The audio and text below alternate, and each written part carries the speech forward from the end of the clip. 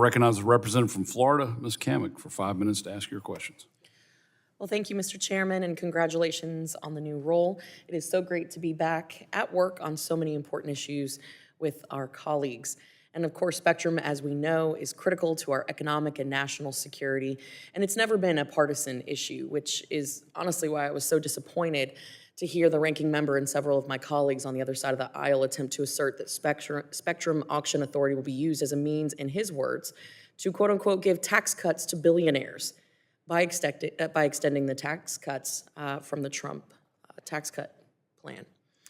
Now, that is clearly a hyper-partisan and false attack, and I highly doubt that the constituents of the ranking member's district in New Jersey 6 would appreciate the 19% annual tax increase across the board on working-class families, nor would the 98,800 families in his district appreciate their family's child tax credit getting cut in half if we do not, in fact, extend the Trump tax cuts. A similar comment was echoed by a Democratic colleague from California, Ms. Barragan, which again, I don't think that her constituents in California's 44th district would appreciate a tax increase on average of $1,621 annually. So, Mr. Chairman, I felt it appropriate to set the record straight, seeing as how we are only a few hours into the first hearing of the 119th, and attempts are already being made to turn this vital issue of both economic and national importance into a political wedge. So I'm sure their constituents, just like mine, care deeply about the national and economic security and would appreciate folks staying focused on primary mission here rather than partisan attacks. So, Ms. Ronaldo, you had started down a line of answering Representative Joyce's questions, and you had mentioned oversight, talking about what you would like to see Congress do more of in this space. Please elaborate on the oversight elements that you were alluding to. Yeah, so sometimes we've seen in the past through an interagency process, they fail to come to a decision, and then you just get to a stalemate. I think when you're talking about these issues, it's so incredibly important to continue to move the ball forward, that you as members of Congress can provide that oversight to hold feet to the fire to make sure that we are able to move forward. Can you give any examples of a particular stalemate where a decision has kind of lingered? Yeah, so I think somebody else asked about, it was Chairman Guthrie asked about other agencies looking to separate out of the IRAC system, which is the management of all spectrum management. That is so incredibly important to keep that group together. You lose all efficiencies, and it does have national security implications if agencies are protecting on their own terms and not through the collective good of the entire ecosystem. So, in a little bit in that same vein, you started discussing, I think it was Representative Fulcher who started talking about this.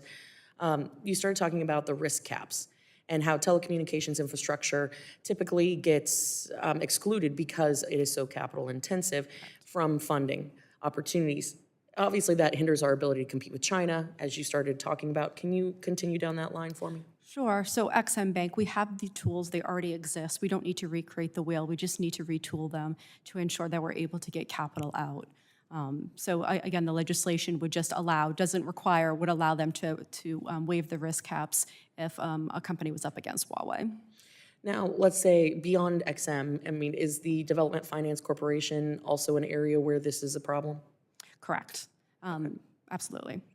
Now, talking a little bit more in the Department of Defense realm, how can we, I know obviously you talked about the risk caps, what other ways can DOD and others, can we be competitive and support operations abroad? Yeah, so I would say that DOD needs to be fully funded at their 5G department. The Open RAN Coalition, we have an excellent relationship with the 5G office and the Future G office, but their budgets continue to be cut in half, so they're unable to deploy 5G around the world. Do you feel that in the previous radio conference that the United States was adequately represented?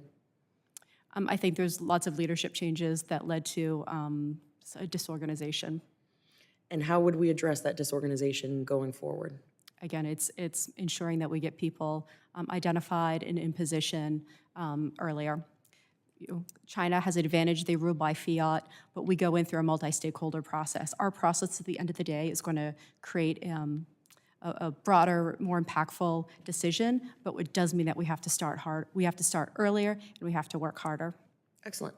My time has almost expired. I'll submit the rest of my questions in writing. Thank you to all our witnesses for appearing before us, and I'm so sorry. It is freaking freezing in It here. really is. Amen. Can we do something about that? So cold. It is freezing. Gentlelady has yield. yielded back.